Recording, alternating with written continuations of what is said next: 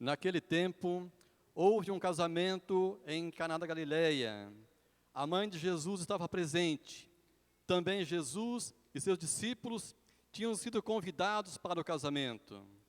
Como o vinho veio a faltar, a mãe de Jesus lhe disse: eles não têm mais vinho. Jesus respondeu-lhe: mulher, por que diz isto a mim? Minha hora ainda não chegou. Sua mãe disse aos que estavam servindo: fazei o que ele vos disser. Estavam 6 talhas de pedra colocadas aí para a purificação que os judeus costumavam fazer. Em cada uma delas cabiam mais ou menos 100 litros. Jesus disse aos que estavam servindo: enchei as talhas de água. Encheram-nas até a boca. Jesus disse: agora tirai e levai ao mestre-sala. E eles levaram. O mestre-sala experimentou a água que se tinha transformado em vinho. Ele não sabia de onde vinha, mas os que estavam servindo sabiam, pois eram eles que tinham tirado a água. O mestre-sala chamou então o noivo e lhe disse: todo mundo serve primeiro o vinho melhor, e quando os convidados já estão embriagados, serve o vinho menos bom. Mas tu guardastes o vinho melhor até agora. Este foi o início dos sinais de Jesus. Ele o realizou em Caná da Galileia e manifestou a sua glória, e seus discípulos creram nele. Palavra da salvação. Glória a vós, Senhor.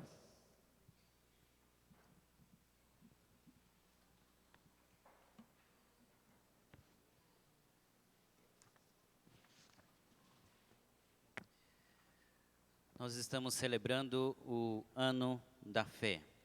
Ontem foi a abertura no Vaticano e hoje, na missa anterior a esta, tivemos a presença do nosso arcebispo, Dom Orlando Brandes, que teve a oportunidade de abrir o Ano da Fé também na Arquidiocese de Londrina. E nesta oportunidade temos a meditação associada à fidelidade de Maria a Jesus. A palavra fidelidade vem de fé. E a Bíblia nos fala, na carta aos Hebreus, no capítulo 11, versículo de número 1, que a fé é a certeza das coisas que não se veem. Observem que paradoxo, como é que eu posso ter certeza daquilo que eu não vejo? Todavia, se vocês avaliarem bem, tudo que você tem hoje é resultado daquilo que você não viu, mas perseguiu e conquistou. Por isso, a fé não atua somente na igreja, a fé atua em todas as áreas da sua vida. A sua aprovação no vestibular, a sua aquisição do seu veículo, do seu imóvel, o seu casamento, tudo isso, um dia, foi um desejo em sua mente, e esse desejo, perseguido com esperança e com perseverança, superou a dúvida, superou o medo, superou a preocupação e alcançou a concretização daquilo que você inicialmente estava se propondo. Quando o Papa proclama o Ano da Fé, significa que as pessoas procurem acreditar mais em Deus, acreditar mais em si e transbordar sua crença através de ações. Nós temos uma crença maravilhosa em Deus, em Maria, nos anjos, nos santos, mas por vezes a nossa crença é debilitada pelas circunstâncias da vida.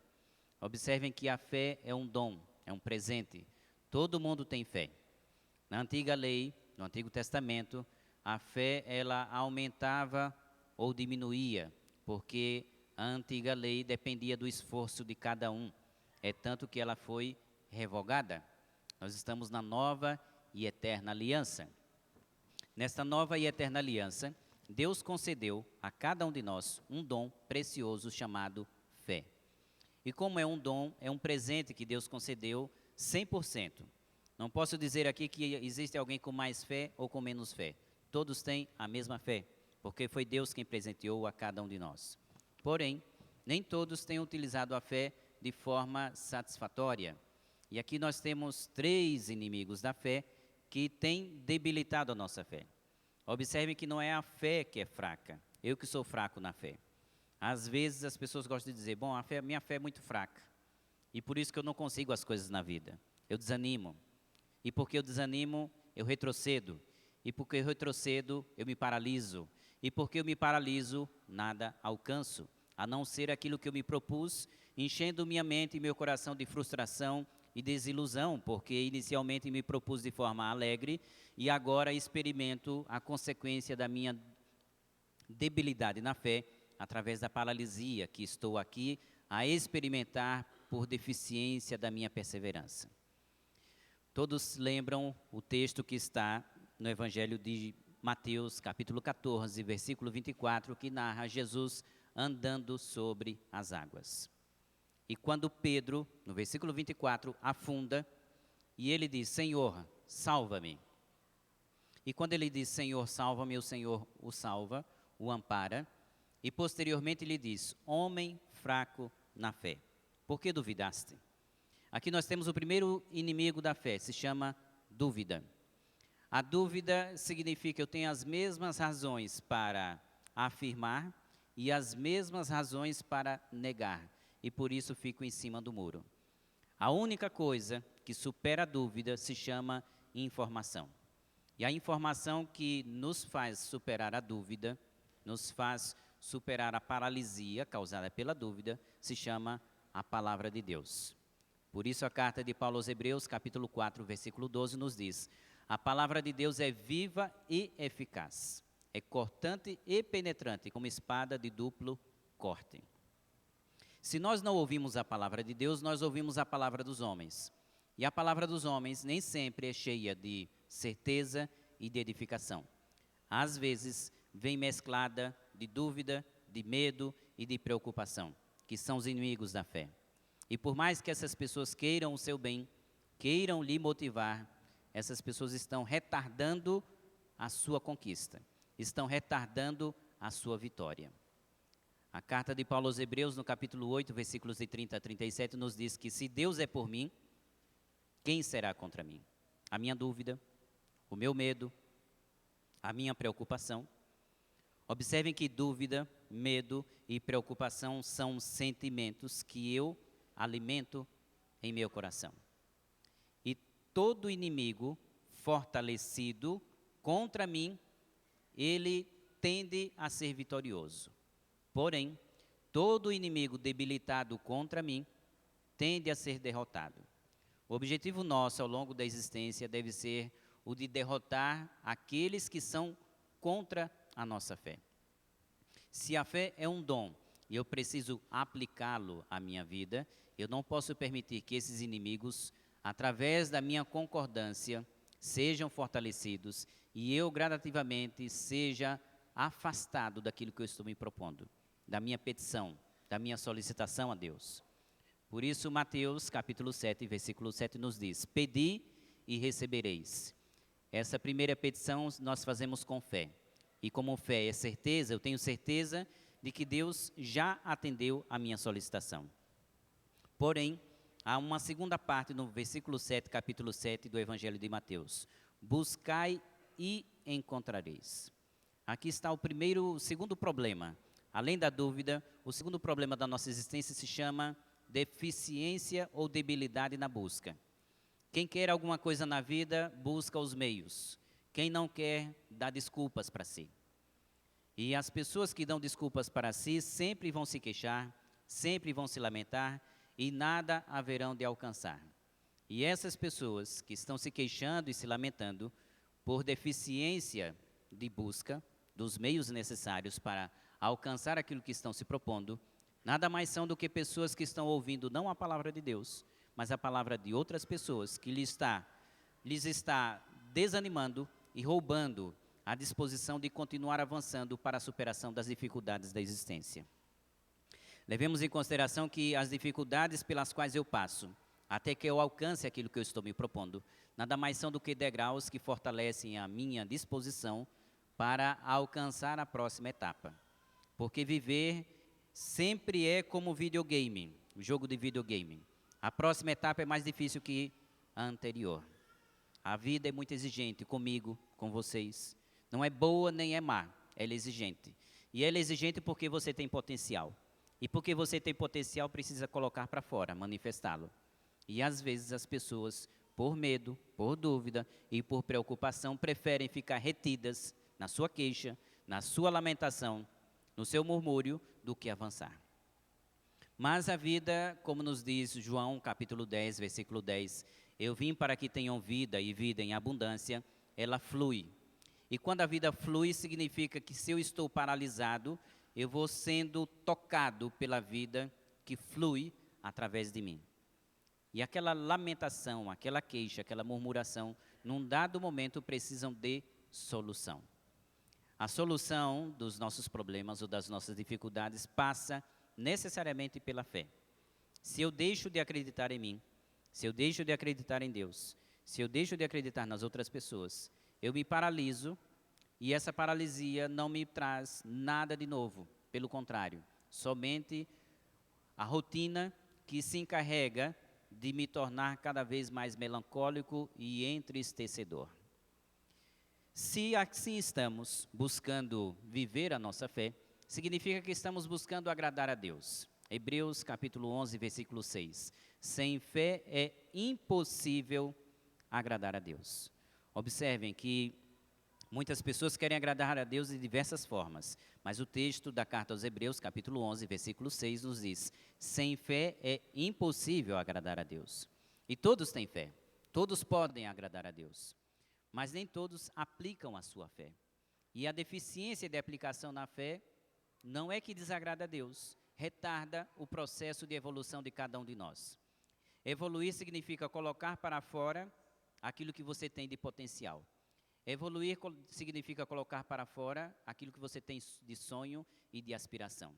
Evoluir significa colocar para fora aquilo que Deus tem reservado para você e que a vida está te proporcionando através das oportunidades que são concedidas cotidianamente ao longo da sua existência. E essas oportunidades só podem ser assimiladas, só podem ser tocadas, só podem ser acessadas por aquele que tem fé. Aquele que não ativa a sua fé, acaba se queixando da vida e deixando que as oportunidades de crescimento, de superação, de libertação passem. Aquele que tem fé e aplica a sua fé, tem a oportunidade de conectar-se a cada oportunidade e dar um passo qualitativo e significativo para o alcance e a conquista daquilo que está se propondo. É necessário, a cada dia, levar em consideração que a fé vem somente de uma forma. Romanos, capítulo 10, versículo 17. A fé vem pela escuta da palavra de Deus. Muitos poderiam dizer, bom, a fé vem pela leitura da Bíblia. Mas não sou eu quem está dizendo isso. O apóstolo Paulo nos diz, Romanos 10, 17, a fé vem pela escuta da palavra de Deus. Com a escuta, Deus concede um dos 7 dons do Espírito Santo que se chama entendimento. Mas Deus só dá entendimento para quem é receptivo. Existem pessoas que ouvem a palavra de Deus e no mesmo momento em que ouvem, já rejeitam. Bom, o padre disse aí que pedir recebereis, buscar e encontrareis. Eu estou endividado, está chegando Natal, eu já pedi ao Senhor para pagar minhas dívidas, até agora nada foi resolvido. Eu tenho doença, já pedi ao Senhor para me curar e até o momento nada foi resolvido. Tenho um problema conjugal, nada foi resolvido. Então eu começo a duvidar que se essa palavra divina realmente ela é verdadeira ou ela é falsa. Ou então funciona para a vida alheia, não para a minha vida. Observe que à medida em que eu rejeito aquilo que eu ouço, é como se eu vomitasse o alimento que me é oferecido. Perdi tempo, perdi energia e nada fiz. Todas as vezes que eu sou receptivo, isto é, recebo, e permito que isso seja assimilado por mim, o processo de assimilação significa integrar a minha mente e ao meu coração para que eu esteja mais fortalecido. Esse fortalecimento, essa energia nova, me permite dar mais um passo em busca daquilo que eu estou me propondo. Porém, todo aquele que rejeita, todo aquele que se revolta, todo aquele que nega tudo aquilo que recebe de bom na vida, de nada pode se queixar, porque está aonde se colocou, numa posição de fracassado e, sobretudo, de subtração de energia sua para colocar na dúvida, no medo e na preocupação. Concluindo, hoje somos convidados neste ano da fé a saber que nós temos um potencial imenso dentro de cada um de nós. E esse potencial imenso só pode se manifestar através da nossa fé. E a fé, como ela atua em todas as áreas da nossa vida, significa que a cada dia eu preciso nutrir a minha fé através da audição da palavra divina e através da prática. Mateus, capítulo 7, versículo 21. Nem todo aquele que diz Senhor, Senhor entrará no reino dos céus, mas aquele que faz a vontade do meu Pai que está nos céus. Fazer é verbo, verbo é ação, e ação gera realização. E é isso que a gente veio fazer aqui na terra, realizar algo em benefício próprio e transbordar esse benefício para as outras pessoas. Observem que aqui se diz que aquele que faz, isso significa que primeiro eu faço, primeiro eu me beneficio e depois eu transbordo. Lucas 6,38, dai e dar-se-vos-á, ou dai e vos será dado. Existem algumas pessoas que dizem assim, primeiro Deus, depois os outros, terceiro eu. Eu vou dizer o seguinte, primeiro Deus, depois você, depois os outros. Ninguém dá o que não tem. Quando você começa a pensar demais nos outros, você começa a esquecer de si e se torna invisível. Isso se chama processo de aniquilamento. Níquel em latim significa nada. E você não é nada, você é precioso. Você é filho de Deus. Você é abençoado. Existem pessoas que gostam de se aniquilar para não ver o fracasso que experimentam ao longo da existência. Porém, chegou a hora de despertar. Efésios 5,14. Desperta tu que dormes, levanta-te dentre os mortos, e Cristo te iluminará. Desperte para uma vida nova que começa dentro de você, com sua fé, com suas aspirações, com os seus sonhos. E não permita que ninguém roube os seus sonhos. Não permita que ninguém desanime as suas aspirações. E não permita que ninguém diga o que você deve fazer quando você sonha algo de grande e de desafiador. Vivendo desta forma, nós vamos começando a nos tornar pessoas mais alegres. Tessalonicenses, segunda carta de Paulo aos Tessalonicenses, capítulo 5, versículo 17. Alegrai-vos sempre no Senhor. Repito, alegrai-vos sempre no Senhor. Não se diz alegrai-vos algumas vezes, quando tudo vai bem.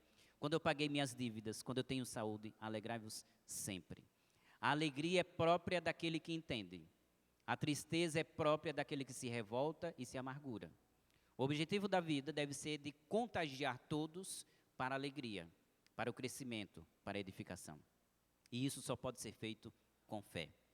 E por fim, nós temos a segunda virtude, que é posterior à fé, que está em 1 Coríntios, capítulo 13, versículo 13. Permanecem três coisas, a fé, a esperança e o amor. A maior delas, porém, é o amor ou a caridade. Isso significa que entre aquilo que eu creio e a conquista daquilo que eu creio, aquilo que é precioso para mim, que é amoroso, há uma ponte. E essa ponte se chama esperança. Romanos, capítulo 8, versículo 24.